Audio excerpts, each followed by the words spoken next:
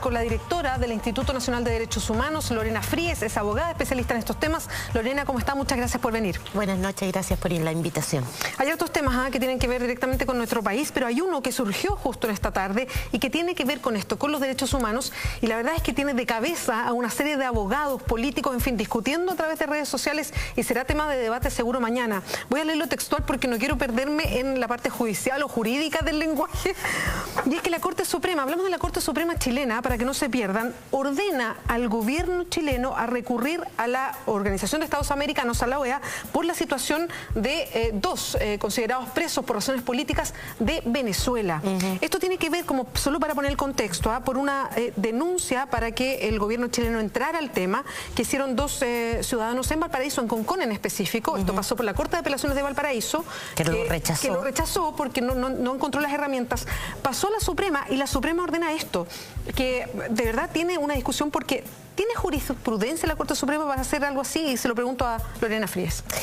Bueno, lo que hizo la tercera sala de la Corte Suprema es aplicar un principio que es el de jurisdicción universal, que entre paréntesis es un principio que desde el mundo de los derechos humanos hemos levantado siempre, históricamente, porque significa en el fondo es una forma de impedir la impunidad, por el cual una persona que es detenida, aunque no sea nacional del país donde está siendo juzgado, aunque el delito que se haya cometido haya sido en otro país, igual se puede juzgar a esa persona. Es lo que le pasó, por ejemplo, a Pinochet cuando España demandaba, ¿no es cierto?, la jurisdicción universal.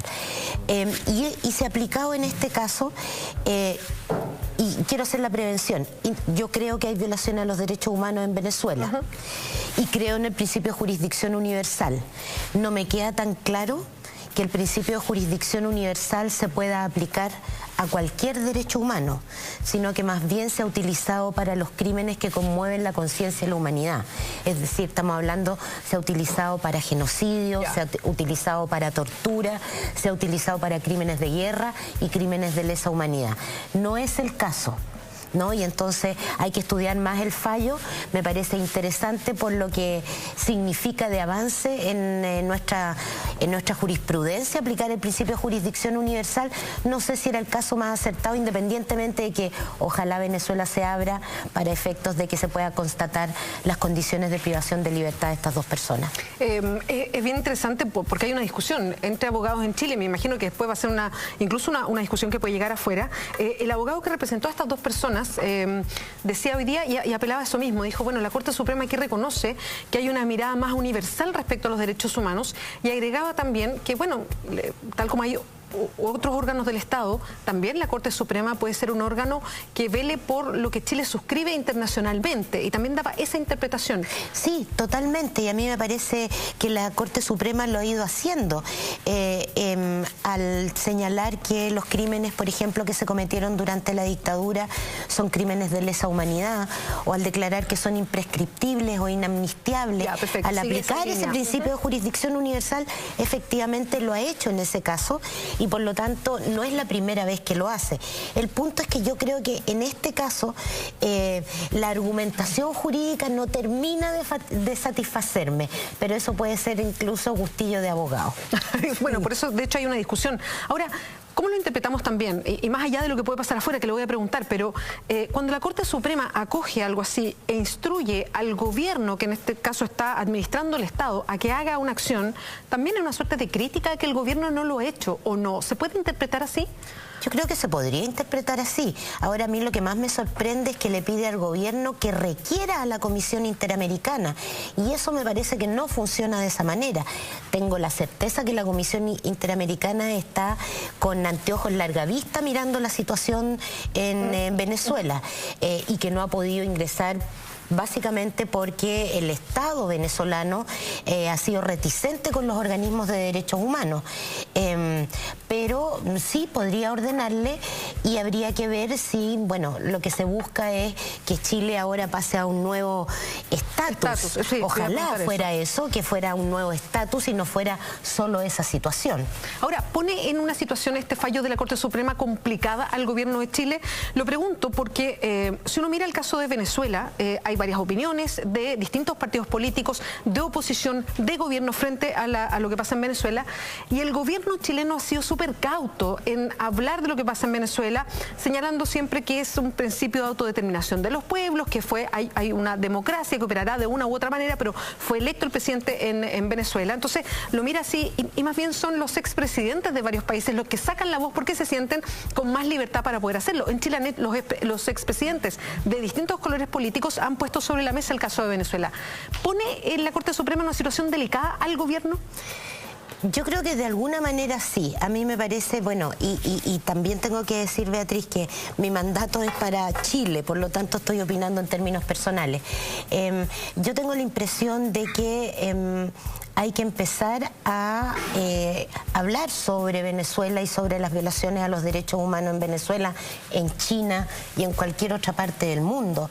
El principio de soberanía no puede obstar a que tengamos un consenso mundial respecto a la universalidad de los derechos humanos, y por lo tanto, si no son los gobiernos y los estados quienes le reprochan a otros estados que violen los derechos humanos, la verdad es que cada uno hace dentro de su territorio lo que quiere, y no me parece que esa sea la lógica universalista.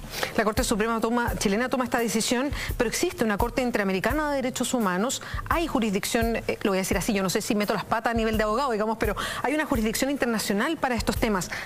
¿Hay un problema de competencia? ¿Cómo se une una decisión que puede tomar la Corte Suprema de un país con lo que existe con la Corte Internacional? Lo que pasa es que ante la Corte Interamericana tendría que recurrir algún ciudadano de Venezuela, y en este minuto Venezuela es refractario a cualquier sistema de protección de los derechos humanos, por lo tanto no entra en competencia, y más bien entonces lo que está sucediendo, y a nosotros nos tocó ver hace un tiempo atrás, fueron unas personas al instituto a solicitarnos a nosotros que presentáramos el recurso de protección para Leopoldo López y la otra persona que está detenida contra Venezuela, tratando de activar el principio, Daniel Ceballos, tratando de activar el principio de jurisdicción universal. Nosotros no teníamos competencia para hacer eso, pero son estos espacios que se abren y que pueden ser una buena nueva en el campo de los derechos humanos. Yo diría que ese es como lo sorpresivo positivamente de lo que hizo la tercera sala. ¿A usted le gusta la decisión de la tercera sala de la Corte Suprema? Me gusta que invoque el principio de jurisdicción universal. Me gusta también que vuelva a reiterar que el derecho internacional de los derechos humanos es supraconstitucional, cosa que niega el Tribunal Constitucional en Chile, ¿no? Entonces quiere decir que lentamente el corpus de los derechos humanos está empezando a tener una mayor relevancia en el país de lo que ha tenido durante las últimas décadas. Yo sé que en Chile no existe la jurisprudencia, o sea, no es porque la Corte Suprema, esta sala en específico, haya tomado una decisión, va a ser así para siempre. Así es. Pero esto marca quizás un antes y un después, por eso mismo que usted señala que hoy día se toma un estatus distinto respecto al reconocimiento que puede hacer la Corte Suprema de este derecho básico de derechos humanos de las personas. Yo creo que sí, yo creo que esto puede marcar un antecedente, no quiere decir que lo hayan... Mira, la jurisdicción universal tampoco es la regla general. Imagínate si todos los países empiezan a invocar este principio para juzgar qué pasa. ¿Podría Venezuela hacerlo respecto de Chile, por ejemplo, en cualquier tema de violación a los derechos humanos? Eso llevaría a un problemón.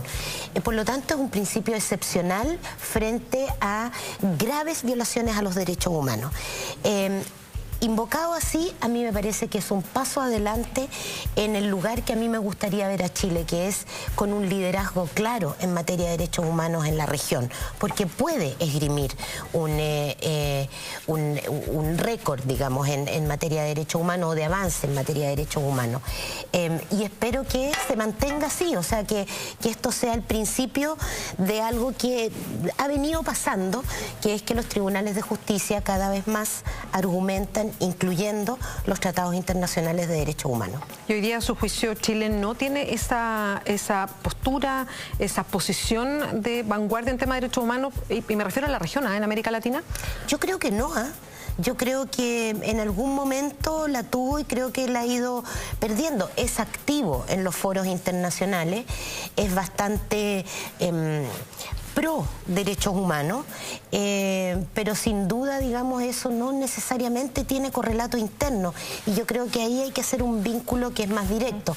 Aquello que suscribimos a nivel internacional debiera ser incorporado mucho más rápidamente de lo que lo hacemos en nuestro país. Lorena, tuvieron recién una discusión abierta con Carabineros, sí, nuevamente, porque estuvo la de fue a principios de año a propósito... 2 meses terribles, mayo y junio. Ya, bueno, fue en esa época a propósito de esta fórmula para los adolescentes en los colegios, que se enseñaba que eran los derechos humanos, y había una parte, un capítulo que hablaba de las marchas o de la manifestación en las calles y el rol de Carabineros, y eso costó una discusión bien fuerte con Carabineros, en fin.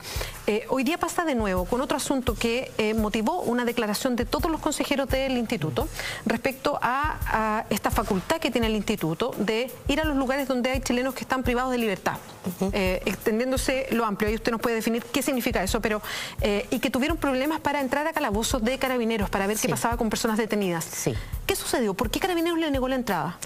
Nunca lo entendimos muy bien. Yo lo enmarco dentro del cambio de mando. El cambio de mando significó que seguramente el general director quiso ver de qué se trataba, hasta dónde llegaban nuestras atribuciones. Perdón, antes lo podían hacer y después del cambio de mando, ¿no? Así es. Ah, perfecto, ya. Así es. Por eso se creó el problema y por eso que hubo una reacción tan fuerte del Consejo del Instituto Nacional de Derechos Humanos, porque veníamos haciendo ese trabajo y con el cambio de mando eso se frena y se ponen obstáculos, digamos, a que lo hagamos, difiriendo la decisión hasta que dieran opinión la Defensoría Pública y el Ministerio Público. Tengo la buena nueva, hoy día tuvimos la reunión.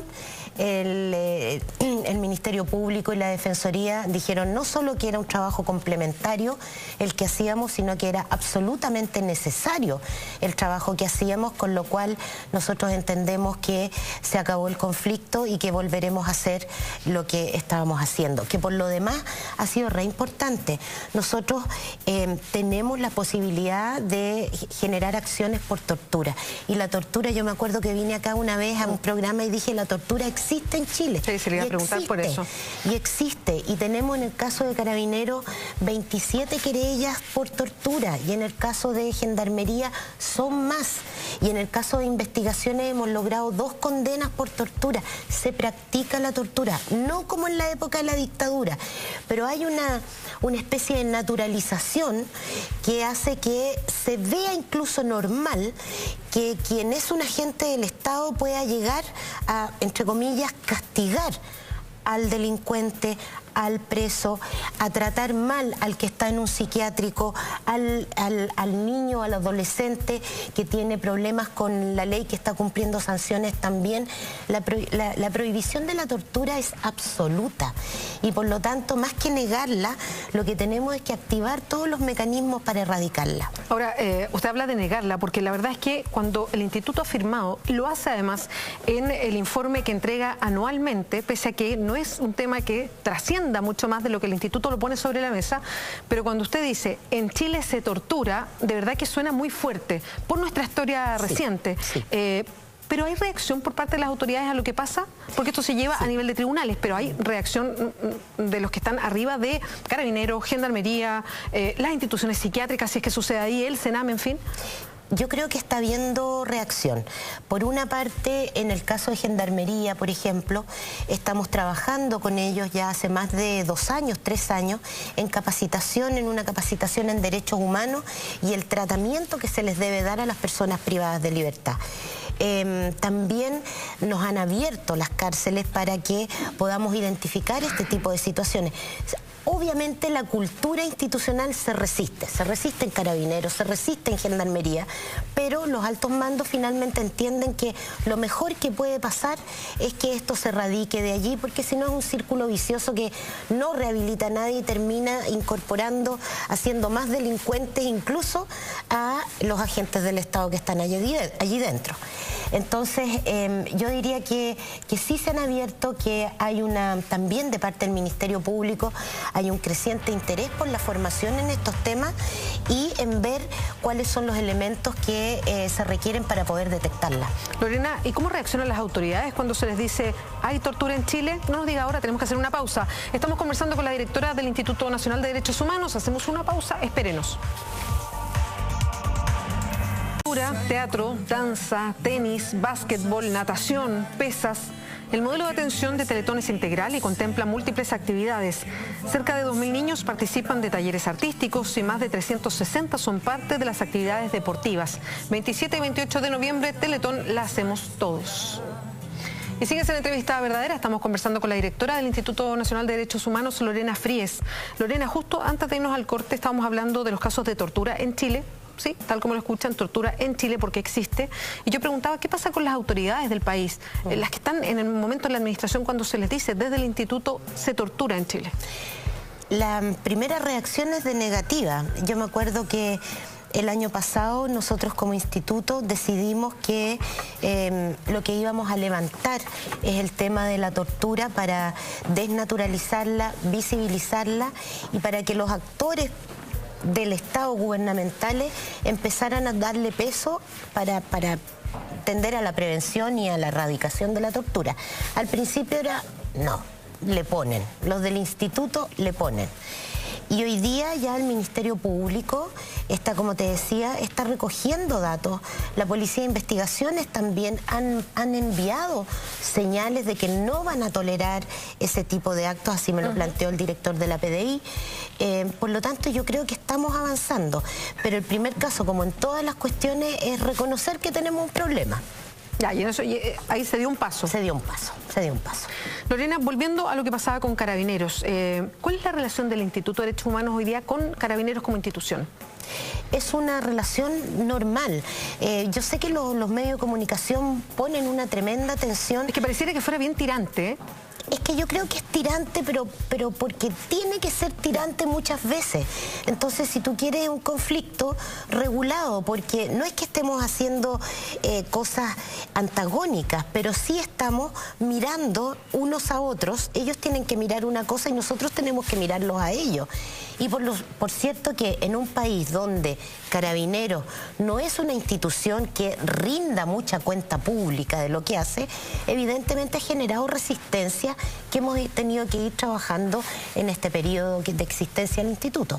Lorena, ¿y cómo se planta el instituto a las críticas que recibe a propósito de estos temas? Varias veces yo he escuchado por parte de las mismas autoridades, de hecho un parlamentario específico, creo que fue Gustavo Asbun, dijo, la directora del Instituto de Derechos Humanos o el Instituto de Derechos Humanos defiende a los delincuentes y los encapuchados a propósito de este nuevo conflicto que hubo con Carabineros. Por las redes sociales dice, bueno, ¿y dónde están los derechos humanos de los carabineros? ¿No se entiende, no se conoce lo que son los derechos humanos? Yo creo que es poca la cultura de derechos humanos que hay. Creo que tenemos un déficit de una especie de analfabetismo de derechos humanos que tiene que ver además con un cambio cultural muy potente de estos últimos 30, 40 años, donde la gente hoy día tiende más a estar preocupada por sí misma que por el otro. Y para decirlo en manera poética, el tema de los derechos humanos es principalmente el derecho del otro. Está siempre mirando lo que pasa con el otro y cómo resolver situaciones de abuso respecto del otro. Yo creo que esa cultura que tiene a la base la solidaridad, hoy día no existe mucho en Chile, no se enseña mucho en los colegios, tampoco en las universidades.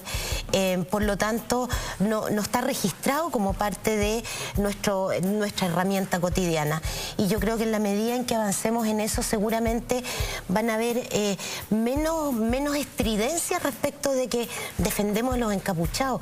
No defendemos a los encapuchados, defendemos a todas las personas, no solo a los que no son delincuentes. La gracia está en que defendemos también a los delincuentes porque tienen derechos humanos. Y en esa expresión clásica, yo lo he escuchado muchas veces, que es, bueno, ¿y qué pasa con los derechos humanos de los carabineros? Como en contraposición a lo que pasa con las personas que ustedes van a ver donde están detenidas, o ese control ciudadano que viene desde el Instituto de Derechos Humanos cuando hay una marcha o una manifestación pública. Mira, el tema base de los derechos humanos es que quien viola los derechos humanos es quien debe garantizarlos y respetarlos. ¿Quién es ese? El Estado. El Estado viola los derechos humanos, por lo tanto sus agentes violan los derechos humanos. Y lo hacen cuando lo hacen directamente o cuando por omisión no lo hacen. Te pongo el caso típico porque me lo han preguntado más de una vez.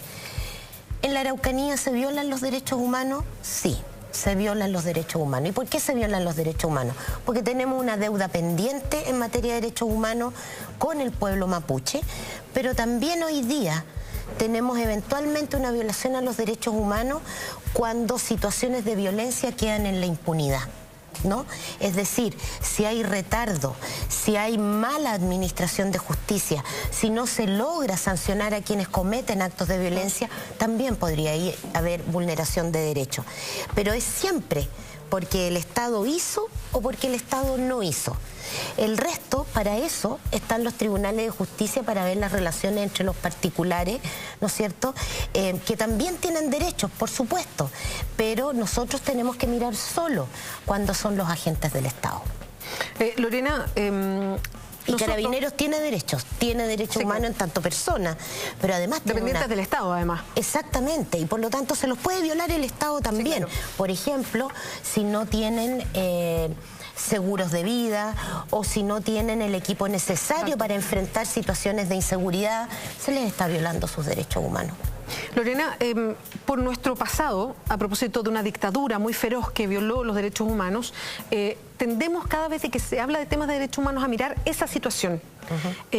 Hoy día, cuando hablamos de derechos humanos, ¿qué situaciones vemos? Usted mencionó recién el tema de la Araucanía, el tema de los pueblos originarios.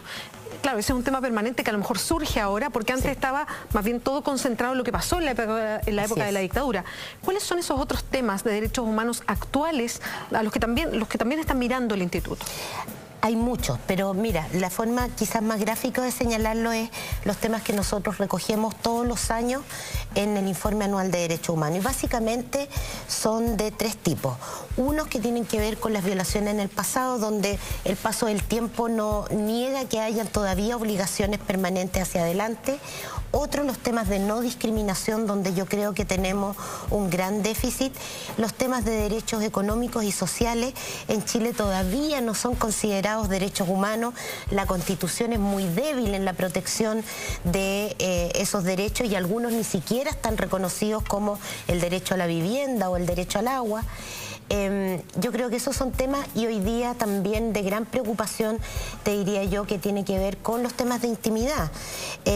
Lo que estamos viendo es esta especie de tensión entre la vida privada y la vida pública. Bueno, estuvo el caso del diputado Ceroni, por ejemplo, o lo de los globos con los drones.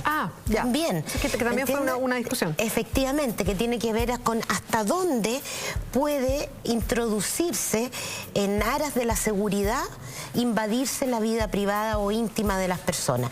Y por supuesto a nosotros nos toca defender a los ciudadanos y los derechos que tienen, porque la idea no es que prime un derecho sobre otro. La gracia está en que se ejerzan todos los derechos a la vez. Ahora, ¿cómo miran ustedes? Esta es una discusión que está ajena a nosotros, porque está pasando en otro país, pero la miramos como cerca. Hoy día el impacto que provocan las redes es muy potente. Después de los ataques en Francia, viene toda una discusión en Francia mismo sobre los derechos que se le entregan a la policía. ¿Qué derechos yo estoy dispuesto como ciudadano a ceder para que haya una investigación? El temor hace su pega también. Entonces, se transita en un terreno muy delicado. ¿Cómo lo miran ustedes desde un Instituto de Derechos Humanos? Con preocupación, porque yo creo que desde las Torres Gemelas en adelante en Estados Unidos cambió el paradigma que ponía por sobre... Bueno, cambió de hecho la doctrina en materia de derechos humanos en Estados Unidos. Pero en general hubo un debilitamiento del tema de los derechos humanos en aras de entregar más facultades a la inteligencia, a las policías, etcétera, para garantizar la seguridad de las personas. La verdad es que ese es un camino de ida que no sabemos qué retorno tiene. Y por lo tanto, lo que hay que tratar de hacer más bien es compatibilizar funciones y ojalá respetando los derechos de las personas, porque claro, nosotros podemos tener y podemos decir todo todo el mundo condena el terrorismo, los actos terroristas, eso no quiere decir que tú puedas usar las mismas estrategias y las mismas formas finalmente para terminar con ese tipo de actividades o de situaciones. El Estado de Derecho se sostiene a sí mismo no porque incumple con sus propias reglas, sino que porque las cumple, y dentro de ellas están los derechos humanos. Guardando todas las proporciones, pasa un poco cuando hablamos de temas de delincuencia, respecto también a cuáles son los derechos que yo tengo, cuál es la facultad que le damos a la policía dice necesito muchas más facultades, y de hecho lo aprobó recién una de las cámaras del Senado, esta ley corta antidelicuencia, que tiene en uno de sus capítulos un tema que fue muy discutido, que es el control de identidad preventivo o preventivo de identidad. Sí. La posición del instituto ha sido crítica a este control. Nosotros hemos estado, no solo la Corte Suprema, la Defensoría, la Policía de Investigaciones y nosotros.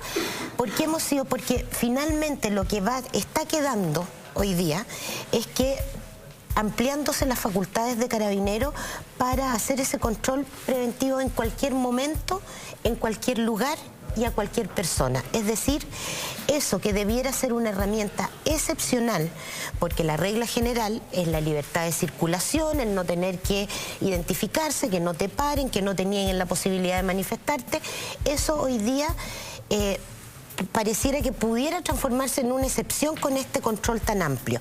Pero además se produce que cuando tú no tienes parámetros objetivos, las personas, sean carabineros o no, tienden a recurrir al bagaje cultural que tienen. Y en ese bagaje cultural están alojados todos los prejuicios. Por lo tanto, yo te aseguro que el control preventivo de identidad se va a dar en ciertas zonas de Santiago y no en otras.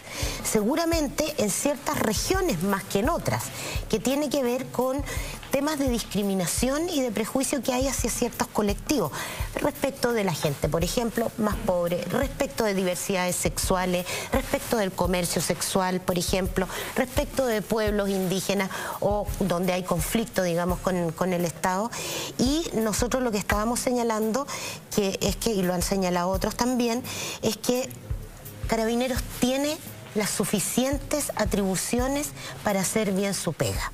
No necesita más atribuciones. Eso es lo que hemos dicho, porque además esta forma lo único que va a llevar es a que se estigmatice y se termine discriminando a un sector de la población. Ahora, curiosamente, este tipo de ley corta que incluía este control preventivo de identidad, que lo pusieron diputados porque no venía en el proyecto original, terminó siendo respaldado por las distintas, de distintos partidos políticos, digamos. No fue solamente una moción, que uno podría decir de grupo más conservador o que mira la delincuencia de una cierta manera, y lo apoya el gobierno. En ese sentido, ¿qué nota? Y esto para cerrar, Lorena, ¿qué nota le pone el Instituto de Derechos Humanos al gobierno hoy día a propósito de este tema? No, mala nota, no pasa. Porque, pero también hay que decirlo que todos los gobiernos han sido iguales en materia de seguridad. Ahí hay unidad absoluta, porque finalmente la seguridad también vende. O sea, reprueban los gobiernos en eso. Reprueban. Lorena Frías, muchas gracias. Gracias. Buenas noches. Buenas noches. Muchas gracias por acompañarnos. Ya viene Mentiras Verdaderas. Está listo Ignacio Franzani. Buenas noches.